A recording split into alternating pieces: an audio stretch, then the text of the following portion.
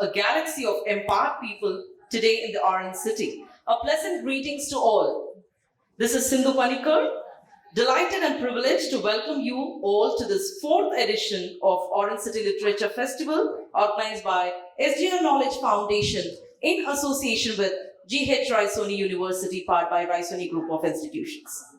With that note, I bring to you the topic of this moment, Rashmi rocket and hyperandrogenism. One word, many opinions. We have with us the moderator of this talk, Ms. Pure Heart, a surgeon by profession, a writer by heart, and a bird in spirit. We have with us the speakers of this session, Dr. Akash Khurana, a compulsive and consummate multitasker who has seduced between theatre, film, television, academia, and corporate life for over 4 decades. Shortly, we'll have Dr. Neelam Chhajed, who will be joining us. We have with us Dr. Amit Samarth, an endurance athlete and the director for Pro Health Foundation and Miles and Miller's Endurance Sports Academy. So good afternoon, everyone. Movie on called Rashmi Rocket. It's about, let's describe it and also tell us as to what made him spend his time, money, effort and all the sweat in making a movie with this theme. Okay, I am not directly involved with the making of the film. It was my son, Akash, who made the film. He couldn't be here for some reason, so I am a proxy. But I have been a fly in the wall in the process. And also because of reverse nepotism, I got cast in the film, so I have a role in it. But I might be able to adequately give some inputs on the subject. I would like to add that the screenwriter, Anirudh Goa, who was a journalist, and Akash, my son, worked very extensively on the research for this project. And clearly, because of the nature of the subject, without research, it can get trivialized. So the great asset of this film is that it's been well researched and pretty true to facts, even though it's a fictionalized version of a story that's been inspired from real life characters. So basically the subject without the brand Rashmi Rocket would have been dreary.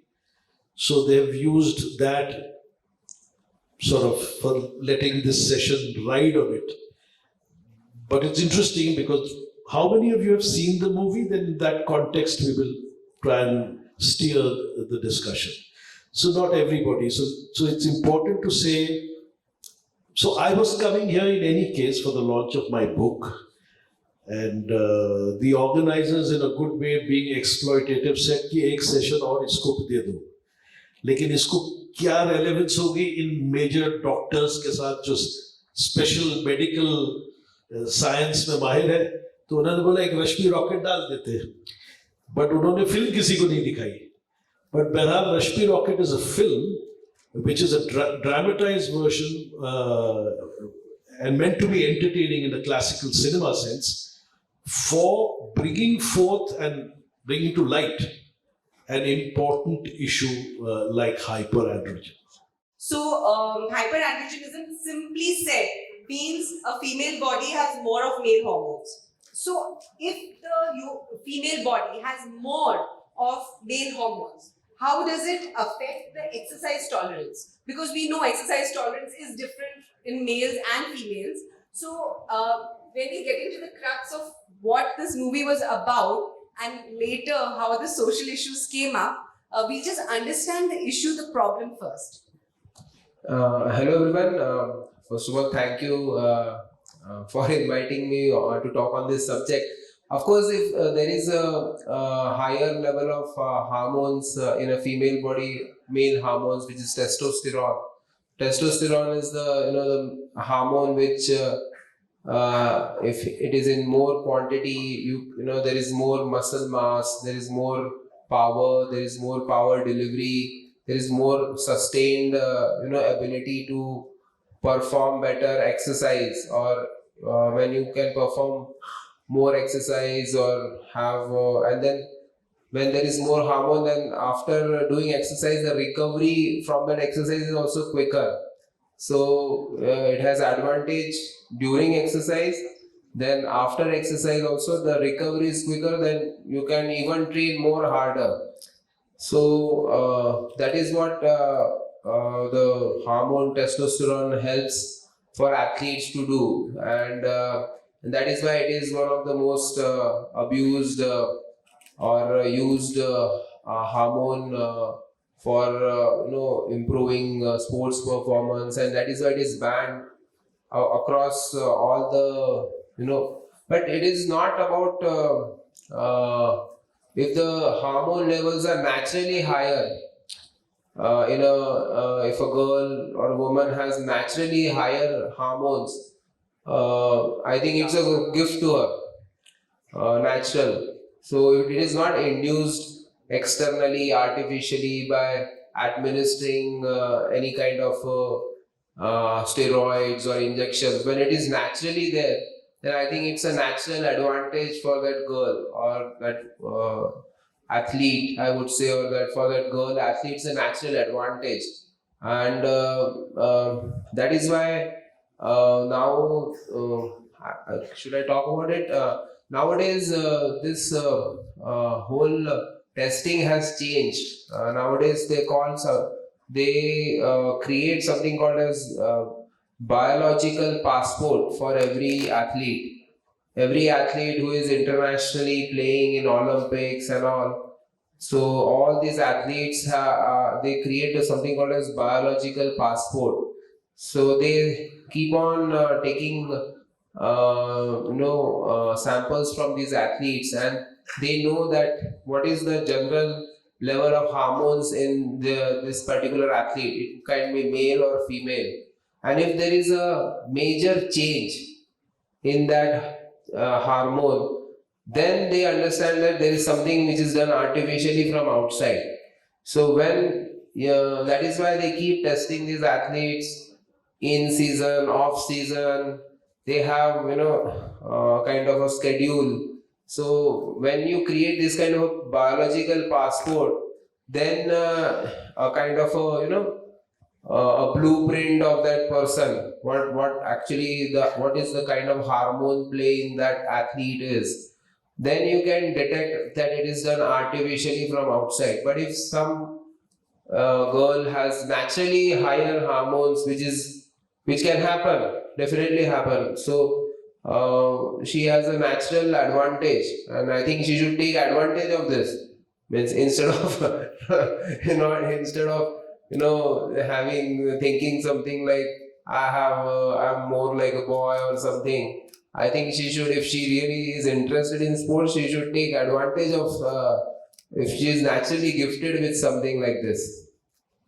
So basically, sir is saying that they establish a baseline for individual, unique for that individual, and if you deviate too much from that baseline, then something is suspicious. So right now, at least इतना तो हमको पता चला कि जब हमारे बच्चे या आपके nephews and nieces पूछेंगे कि मम्मा, why can't boys play against girls in mixed doubles? So you know the answer: girls matches, boys matches, and mixed matches. He's given us the physiological reason behind it. So, ma'am, the next question, if you're ready, I'm absolutely ready is now. for you. Hormones, naturally high hormones, as well as pathologically, जो disease process में high hormone imbalances in general cause change in the body structure also. Yes. So, you may have seen many of these hormone-related body structure changes, and related to that, if you can give us some idea as to what body shaming the child, the girl has to go through.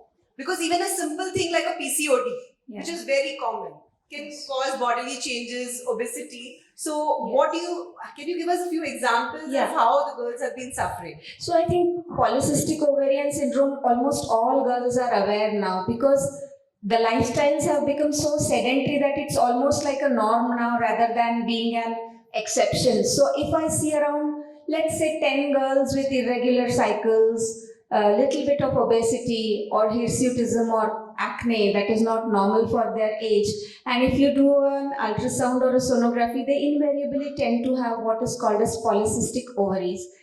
That is not a taboo. It is just a condition which has gone a little bit further than what it should have. So, and also here you will have increased testosterone levels, but very much within manageable range. So just lifestyle alterations will be very helpful in polycystic ovaries. Also, you have something called as physiological hyperandrogenism, where your testosterone levels are slightly higher, not very high. It's probably just your body predisposition or obesity, which is making your estrogens to get converted to testosterones because of biological mechanisms. So these 2-3 conditions can be very simply managed. Coming to the other end of the spectrum, which are pathological. Say, for example, I don't know if you people have heard of things like disorders of sexual development, such as congenital adrenal hyperplasia or 5-alpha reductase deficiency. Those are the girls or women who need actual treatment, and they probably will have problem while competing in the athletic championships, and they need proper treatments. But the first two categories, laser treatments are available, lifestyle modification, there are medications that will help reducing PCOS, and they will be at par with all other athletes, I think. So those category, and they are the ones who come with altered sensation of their figure or body shaming attitude sort of a thing. So, ma'am, what exactly, what are they going through mentally? Because they are being, ostracized, or they'll be by the society itself. They are being laughed at by their friends, probably. And what are they going through, and how do they come to you? I mean. Yeah, so basically majority of them come for these main 3 complaints. They are gaining weight even though their diet is not so much acne and hirsutism and irregular cycles. So for them, the first thing we do is, if there is a psychological counselor who will tell them that they are just normal, it's a matter of time and effort that they need to put in to get back to normal lifestyle.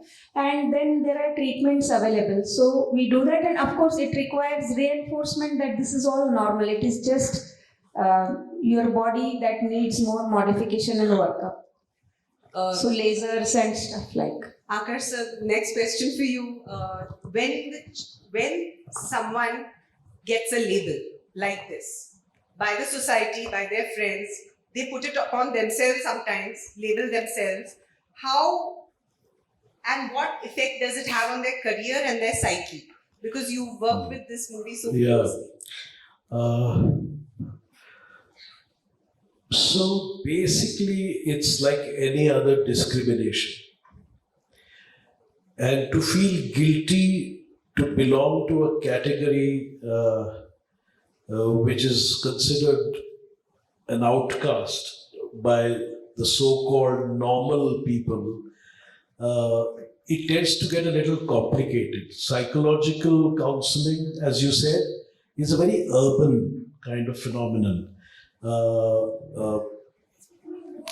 More prevalent, no, I'm glad it is, but I'm going back to the film. This is in a place called Bhuj. The girl is a villager.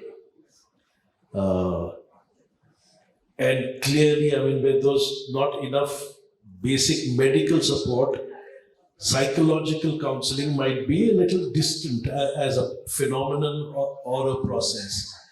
So incidentally, I play a doctor, an army doctor in the film, associated with the border security force, Bhuj being that border terrain. And it's a very basic army camp kind of medical facility. But having been posted there for a while, that doctor sees little Rashmi grow up. And she's like the typical, for want of a better word, again, politically incorrect, the village tomboy. And she rushes around and He sees her run wherever over his jeep or whatever. And he has a fondness because being in the army, he sees the sense of courage and an attitude to win and to be very, very carefree. And she's a natural. There is no trainer, only it happens later when she grows up. So as a child, he sees her grow up and sees potential, and the affinity to this character, almost a daughter figure, makes him supportive of her cause, even as an athlete, after she grows up. So since I've written a book, which was launched yesterday, on mentoring, in a very normal sort of situation, or a usual non-access to facilities kind of situation, real life mentors in one's life, especially with people who are being discriminated against. And I'm broadening the perspective because the psychological issues are the same, whether you are discriminated for gender, race, malfunction.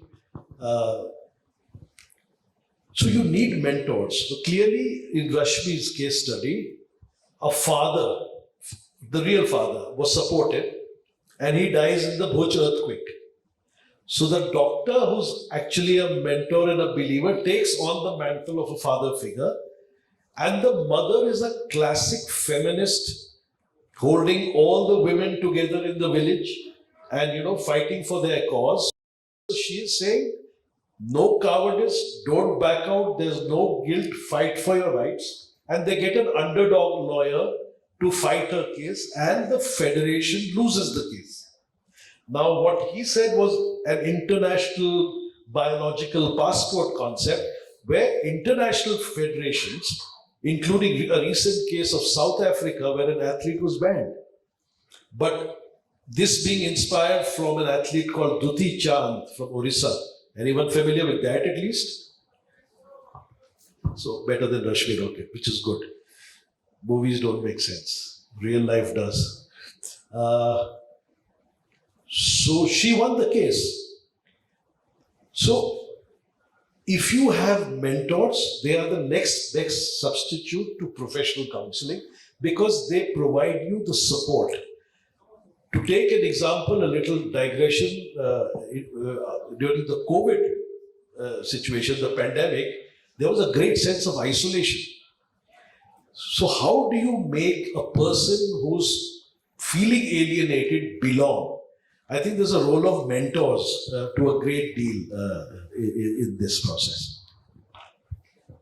Thank you, sir, because I was going to ask you about the mentoring aspect of it, because you said you were you took on the role of the mentor for Rashmi in this movie, and you have the book on mentorship. So I wanted to know as to how important it is for all of us, or all our youngsters seated here, to view upon someone older or someone not necessarily older but wiser as a mentor, and how to stay away from those false or the pseudo people. So I'm glad you qualified that. Typically, a mentor is considered a senior guru in a relationship. Times have changed. I'm sure there's a bunch of you who knows about certain things much more than all of us put together. So in the book, there are 14 categories of mentor types, and one of them is a reverse mentor, where if I have no understanding of technology and social media, I get guided by you. And then there's a concept which is special in the case you are mentioning, is a friend-tor. A friend who's a mentor, who's an ally, a confidant. In fact, in a mentor-mentee relationship, a friend-tor is perhaps the closest equation because of mutual trust. It's what you people might be calling 4 a.m. friends or BFFs. So I don't know what your terminologies are, right? And also relatively, without inhibition, friend-tors are easy to find. They're your alter egos, soulmates. So I think it's very valid that you reach out to a friend first whom you can trust. And that's easy. Otherwise, finding the right mentor who is wiser. So either you have a bedrock mentor as a category who's a parent or a teacher. who's made a difference to your life, you love and regard, and you can confide to. So the issue in these cases is really the confidence to confide. So my advice to the youth and other people like aspiring athletes would be to find somebody. So in Rashmi Rocket, there is one athlete who's in the India team, Asia team, who becomes a friend. So it suddenly gives you that you're not alone kind of feeling. And then, of course, it's up to you. And I have an example. I was just having a conversation with this lady here about surmounting odds. So it's also a thing that you don't get riddled by these small issues. Get advisors like her who say it's a normal thing. And if they can do it, you can do it. And I must qualify one thing, that discrimination happens more if there is the threat of competition. If Rashmi or another person was an athlete who was ordinary, the problem wouldn't have emerged. It's because she was good that they felt it's a threat and brought an issue like hyperandrogenism and so forth. Yeah, I can go on. Sir almost foresees the questions I'm going to ask next, so I'm sorry. improvising as I go.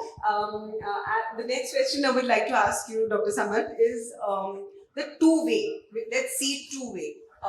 You exercise the body and the mind benefits, the hormones benefit. And when the mind sees to it, or the mind's attitude becomes fixed that no, I have to win, I have to do this, then how does the body react to it? I want you to give me this bi-directional view, the take on how the muscles, the body, the skeletal system reacts to the mind and how the mind reacts to the body. Please. Yeah, of course, most of the people, who are into sports and all, they start the story is मैंने शुरू किया fitness के लिए, हम running करते हैं, cycling करते हैं या swimming करते हैं. Everybody starts, their journey with fitness, and then maybe like after 100, couple of people think that they can be competitive athletes and all, and then they actually start competing. But most of the people do sports for fitness. Generally, we do sports for fitness, to lose weight or to feel good. A lot of people, they just like to run. A lot of CEOs and CFOs, they run marathons. They don't run marathons to win marathons. For them, running a marathon is a stress-busting activity, or training for a marathon, or doing an Ironman. Because I train a lot of people. I train a lot of recreational athletes, who are businessmen, engineers, doctors. So, उनका main goal यही है कि मुझे fit रहना है और मुझे इसको स्ट्रेस बस्टिंग एक्टिविटी करके रखना है. तो means it is for them it is if the it's a different mindset. For a competitive athlete, they have a different mindset because they want to win, they want to be one of the best. So we have to understand, that the mindsets are different. So when you actually exercise, we all know there are endorphins get released in our body. That is why we feel good when we go to gym, or when we go for a run, or we do some cycling and all. तो हमको एक वो endorphin का एक shot मिलता है body में, और उससे हमको बहुत अच्छा लगता है, feeling of well-being, being fit, that I did something good for myself, for my body. So that is, and then you want it every day. Once you start getting, the good thing about this whole feedback mechanism, that the more you, the more regularly you do it, the more you start liking it, then it becomes almost an addiction. मेरे लिए तो मेरे जैसे लोग तो addiction ही बोल सकते हैं, because we do a lot of cycling, running. I've been doing cycling for almost 5-6 years at one of the top levels in the country in ultra cycling. तो हमारे लिए अभी भी मैं सवेरे 150 किलोमीटर साइकिलिंग करके यहाँ पे बैठा हुआ हूँ. So, वो मेरा डेली रूटीन है. So if I paraphrase what Dr. Samarth has said, that if you want to feel good, you तो work your body. हाँ मैं तो काम ही नहीं कर सकता हूँ. That releases the stress from the mind. And on the other hand, if you are determined to do something, your body will change. It will show changes. Yeah. I have a physiotherapist senior friend who said the MRI was black. There was no blood supply. And you don't know this child. It was a special child with a lot of exercise. And you cannot correlate the child with the MRI. So the body will react to the attitude. Ma'am, a quick answer from you for one. I was about to give an addendum to what you said. So we as doctors very often see this. So if your mind is really determined to work on something, it may not reach 100%, but we've seen paraplegic or quadriplegic where people are bedridden, but sheer determination and the desire to become mobile again makes them do so. So what your mind knows, your eyes will see and your body will work towards it. So this is a sort of lesson come a suggestion for all the youngsters that if you want to do it, it can be very well done. And we see numerous examples where it has been told that your imaging, be it CT, be it MR or be it investigations say that you are not going to recover and people have recovered. So I think yes, it helps. Ma'am, a quick question. Yeah. Most of us are doctors. So why do you feel कि नागपुर में हर father and mother thinks that हर बच्चा बनेगा doctor और हर बेटी होनी चाहिए सुंदर? तो what do you feel? Because हर बच्चा बनेगा डॉक्टर तो नहीं बोल सकती हूँ, हर बेटी बनेगी सुंदर तो I can understand, है ना? because gynecologist, she hears that. Yeah. So any hormonal deficiency especially.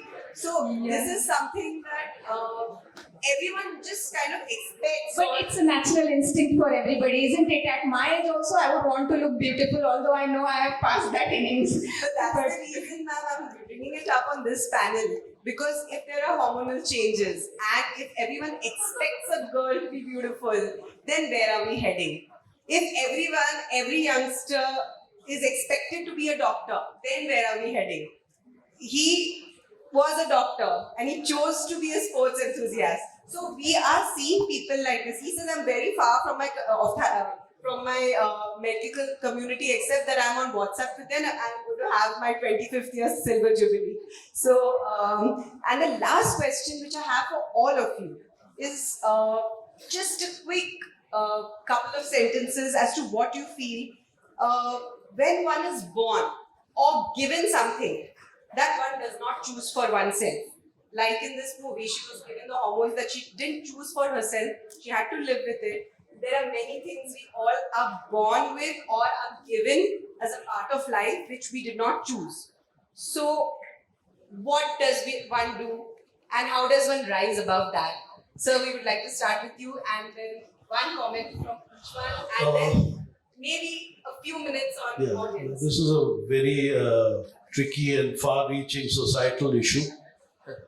I think the word normal needs to be redefined and a clean slate.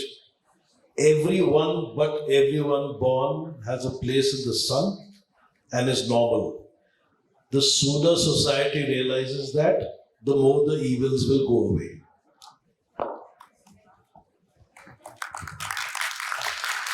And also, if you've been given something that you never wanted or you did not want to have, I think you will have to take it in your stride. This is the way life is. And it will throw good at you, it will throw bad at you. So make best.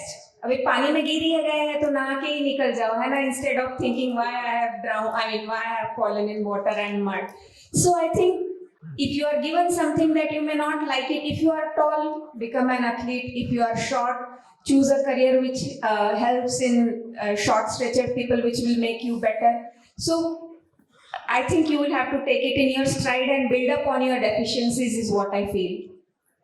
Dr. Samarth. Yeah, just as the sir said, normal is everything under sun is normal. We all have different abilities and we have some purpose which we are born.